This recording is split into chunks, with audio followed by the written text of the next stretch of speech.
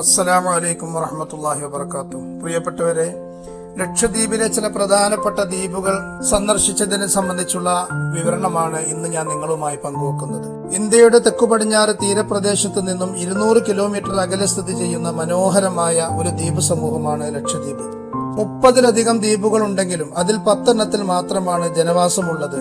ചെത്തിലത്ത്, കൽപ്പേനി, ആന്ത്രോത്ത്, അഗത്തി, കവരത്തി, ബിത്ര, മിനിക്കോയി തുടങ്ങിയ 4 ഭാഗവും കടലാൽ ചുറ്റപ്പെട്ട മനോഹരമായ 10 ദ്വീപുകൾ. ഈ ദ്വീപ് സമൂഹത്തിന്റെ തലസ്ഥാനമാണ് കവരത്തി. ഇന്ത്യയുടെ ഒരു കേന്ദ്രഭരണ പ്രദേശമാണ് ഈ നാട്. കേന്ദ്രം നിശ്ചയിച്ച ഒരു അഡ്മിനിസ്ട്രേറ്ററാണ് ഈ ദ്വീപ് സമൂഹങ്ങളുടെ ഭരണസാരഥ്യം നിർവഹിക്കുന്നത്. സ്വപ്നഭൂമിയായ കവരത്തി ദ്വീപിലേക്കുള്ള യാത്രയുടെ വിവരണമാണ് ഈ വീഡിയോയിലൂടെ ഇന്ന് ഞാൻ നിങ്ങളുമായി പങ്കുവെക്കുന്നത്. ഞാനും എന്റെ ഫാമിലി മെമ്പർമാരുമായ 5 പേരാണ് ഞങ്ങൾ കവരത്തിയിലേക്ക് പുറപ്പെട്ടത്. ഗോവയിലെ മോപ്പ എയർപോർട്ടിൽ നിന്ന് അഗത്തിയിലേക്കും അഗത്തിയിൽ നിന്ന് കപ്പലിൽ കവരത്തിയിലേക്കും ഞങ്ങൾ യാത്ര ചെയ്തു. അഗത്തിയിൽ നിന്ന് കവരത്തിയിലേക്കുള്ള കപ്പലിലെ യാത്ര തന്നെ വളരെ മനോഹരമാണ്. 2 മണിക്കൂർ സമയം കൊണ്ട് ഞങ്ങൾ കവരത്തിയിലെത്തി. 4 ഭാഗവും കടലാൽ ചുറ്റപ്പെട്ട ഇടതൂർന്ന തെങ്ങിൻ തോപ്പുള്ള വളരെ മനോഹരമായ സാംസ്കാരിക പൈതൃകമുള്ള നാടാണ് കവരത്തി ദ്വീപ്. ഈ ദ്വീപിന് ചുറ്റും നീല നിറത്തിലുള്ള ഏറ്റവും സംശുദ്ധമായ വെള്ളമാണുള്ളത്. അതുകൊണ്ട് തന്നെ കടലിന്റെ അടി പോലും നമുക്ക് കാണാൻ കഴിയും. കടലിന്റെ അടിയിൽ വസിക്കുന്ന മീനുകളും കടൽ പുറ്റുകളും കാണുന്നത് മനോഹരമായ ഒരു ദൃശ്യം തന്നെയാണ്. കടലിൽ നിന്ന് കിട്ടുന്ന സമ്പുഷ്ടമായ മത്സ്യസമ്പത്തും തെങ്ങിൻ തോപ്പിൽ നിന്ന് കിട്ടുന്ന തേങ്ങയുമാണ് ഇവിടുത്തെ പ്രധാന വരുമാന മാർഗം. ഇടക്കിടക്ക് നമസ്കാര പള്ളികൾ കാണാം. എന്നാൽ ജുമുഅത്ത് പള്ളിയായി ഈ ദ്വീപിനാകെ ഒരൊറ്റ പള്ളി മാത്രമേ ഉള്ളൂ. കള്ളവും ചതിയുമില്ലാത്ത ആതിഥ്യമര്യാദയിൽ ലോകത്തുള്ള മുഴുവൻ ജനങ്ങളെയും തോൽപ്പിക്കുന്ന സ്വഭാവ വൈശിഷ്ട്യമുള്ളവരാണ് ഈ നാട്ടുകാർ. കേരളക്കാരാണെന്നറിഞ്ഞാൽ അവരെ വീട്ടിലേക്ക് സൽക്കരിക്കുന്നതിന്റെ തിരക്കായിരിക്കും. ഓരോ നേരം ഓരോ വീട്ടിലേക്ക് ക്ഷണിക്കുകയും വിഭവസമൃദ്ധമായ സദ്യ ഒരുക്കി കാത്തിരിക്കുകയും ചെയ്യും. അതിഥികൾക്ക് ഭക്ഷണം കൊടുക്കുക എന്നത് വലിയ കടമയായി കാണുന്നവരാണ് ഈ ദ്വീപുകാർ. കടലിൽ നിന്ന് പിടിക്കുന്ന മത്സ്യങ്ങൾ ഉപയോഗിച്ചുള്ള വിഭവസമൃദ്ധമായ ഭക്ഷണം അവർ നമുക്ക് തരും. ഞങ്ങൾക്ക് താമസിക്കാനുള്ള റൂമും ഞങ്ങൾക്ക് മറ്റെല്ലാ സൗകര്യങ്ങളും ചെയ്തു തന്നത് മംഗലാപുരത്തുള്ള ബന്ദറിൽ അന്ത്യവിശ്രമം കൊള്ളുന്ന മുഹമ്മദ് ജലാൽ മസ്താൻ തങ്ങളുടെ പേരക്കുട്ടിയായ ജാഫർ ക എന്നിവരാണ്. മുഹമ്മദ് ജലാൽ മസ്താൻ അൽ ബുഖാരി തങ്ങളുടെ മകനായ ബാദുഷാ തങ്ങളുടെ മകൻ അബൂബക്കർ എന്നിവരുടെ മകനായ ജാഫർ എന്നിവരാണ് ഈ മഹാമനുഷ്യൻ, അതായത് ജലാൽ മസ്താൻ തങ്ങളുടെ പേരക്കുട്ടി. മിക്ക നേരത്തെ ഭക്ഷണവും താമസിക്കാനുള്ള റൂമുകളും അദ്ദേഹമാണ് ഞങ്ങൾക്ക് ഒരുക്കി തന്നത്. കടലിലൂടെ സഞ്ചരിച്ച് കടലിലെ കാഴ്ചകൾ കാണാനുള്ള അവസരം അദ്ദേഹം ഒരുക്കി. കടലിലൂടെ ഒരുപാട് ദൂരം അദ്ദേഹം ഞങ്ങളെ കൊണ്ട് യാത്ര ചെയ്തു. കടലിന്റെ അടി പോലും കാണാവുന്ന നീല നിറത്തിലുള്ള സംശുദ്ധമായ വെള്ളമുള്ള കടലിലൂടെ ഇങ്ങനെ യാത്ര ചെയ്യുമ്പോൾ അത് വല്ലാത്തൊരു ഫീലാണ് നമുക്ക് അനുഭവപ്പെടുക. ഞങ്ങൾ ഒരു സ്വപ്ന ലോകത്തായിരുന്നു. ഒരു പ്രത്യേകതരം കണ്ണട വെച്ച് ലൈഫ് ജാക്കറ്റ് ധരിച്ച് കടൽ മുങ്ങി ആ കണ്ണാടിയിലൂടെ നോക്കുമ്പോൾ കടലിലെ കടൽ ജീവികളും കടൽ ചെടികളും കാണുന്നത് അതിമനോഹരമായ ഒരു കാഴ്ചയാണ്. മിക്കപ്പോഴും കടലിൽ നിന്ന് കിട്ടുന്ന ഫ്രഷ് മീനാണ് അദ്ദേഹം ഞങ്ങൾക്ക് സദ്യയായി ഒരുക്കിയിരുന്നത്. പാവങ്ങൾക്ക് ഭക്ഷണം കൊടുക്കുക എന്നത് മഹാനായ ജലാൽ മസ്താൻ ബുഖാരി തങ്ങളുടെ വൈശിഷ്ട്യമായ ഒരു സ്വഭാവവിശേഷണമായിരുന്നു. ആ സംശുദ്ധമായ പാരമ്പര്യം ഒട്ടും ചോർന്നു പോകാത്ത ഒരു മഹാനായ മനുഷ്യനെയാണ് ഞങ്ങൾ ജാഫർ കയിലൂടെ കണ്ടത്. അദ്ദേഹത്തിന്റെ കുടുംബാംഗങ്ങളുടെ സ്നേഹത്തിനു മുമ്പിൽ ഞങ്ങൾ കൈകൂപ്പി നിന്നു. ജാഫർ കയുടെ ഭാര്യ റഹ്മത്ത്, അവരുടെ ആങ്ങളമാർ, അവരുടെ അനുജത്ത് റസിയ, ഭർത്താവ് ഫാറൂഖ്, അമ്മാവൻ, ഇവരെയൊന്നും ഒരിക്കലും മറക്കാൻ ഞങ്ങൾക്കാകില്ല. ഇവരുടെ ആത്മാർത്ഥമായ സേവനത്തിന് എന്ത് പകരം കൊടുക്കുമെന്നറിയാതെ ആ സ്നേഹത്തിനു മുമ്പിൽ ഞങ്ങൾ പകച്ചു നിന്നുപോയി. അവിടെ നിൽക്കുന്ന ഓരോ ദിവസം കഴിയുമ്പോഴും നിങ്ങൾ തിരിച്ചു പോകാനുള്ള സമയമായി എന്ന് പറഞ്ഞ് ഞങ്ങളുടെ മുമ്പിൽ കണ്ണീർ വാർക്കുന്ന കുടുംബാംഗങ്ങൾ. അള്ളാഹുവെ, മഹാനായ മുഹമ്മദ് ഖാസിം വലിയുല്ലാഹി തങ്ങളുടെയും യൂസുഫ് റബ്ബാനി തങ്ങളുടെയും കവരത്തി ദ്വീപിൽ അന്ത്യവിശ്രമം കൊള്ളുന്ന മറ്റു മഹാന്മാരുടെയും ഹഖ് ജാഹ് ബർക്കത്ത് കൊണ്ട് ഈ കുടുംബത്തിന് അർഹമായ പ്രതിഫലം നൽകി അനുഗ്രഹിക്കണമേ. മഹാനായ മുഹമ്മദ് ഖാസിം വലിയുല്ലാഹി തങ്ങൾ അന്ത്യവിശ്രമം കൊള്ളുന്ന പരിശുദ്ധമായ ഭൂമിയാണ് കവരത്തി.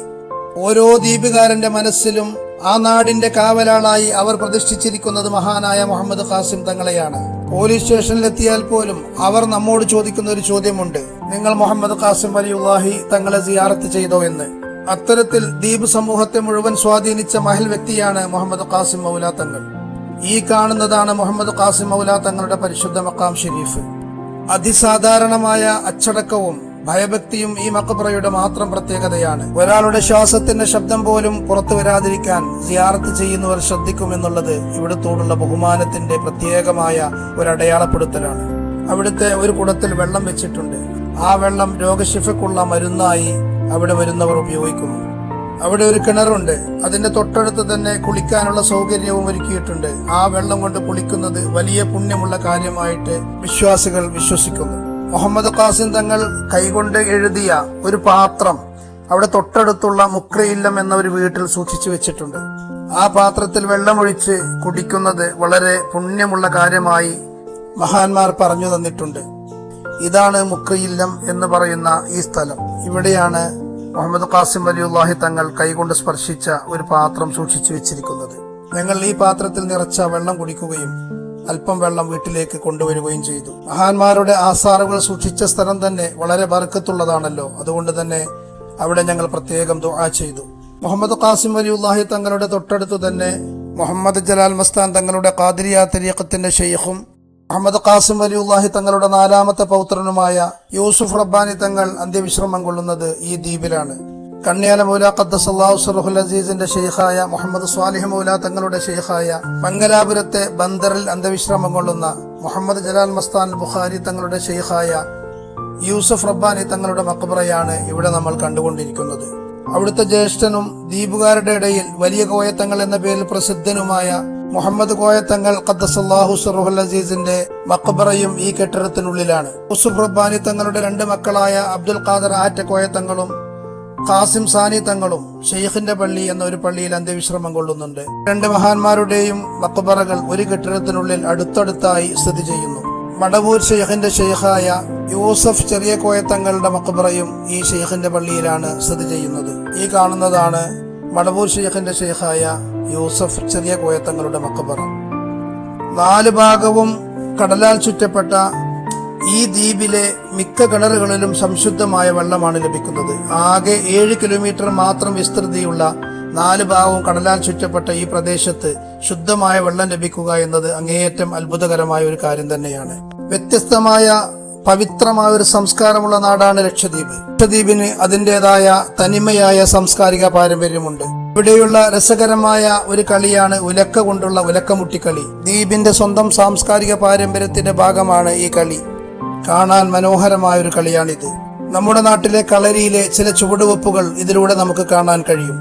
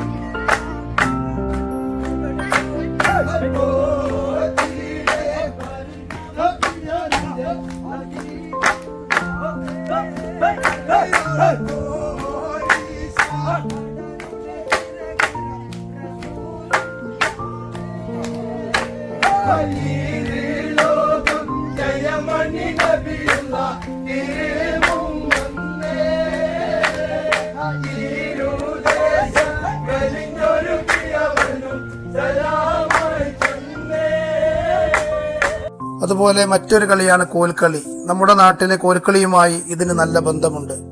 വളരെ രസകരമായ പാട്ടുകളോടുകൂടി ചുവട് വെച്ച് കളിക്കുന്നത് വളരെ മനോഹരമായൊരു ദൃശ്യമാണ്.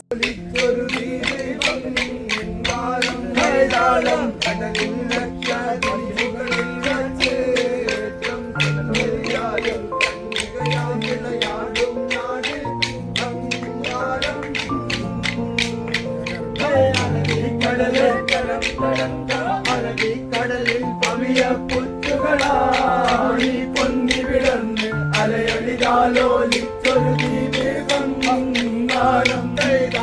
കടലിൽ ലക്ഷദ്വീപുകളിൽ വച്ചേറ്റം സുന്ദരിയായൊരു കന്യകയായി വിളയാടും നാട് ബംഗാരം.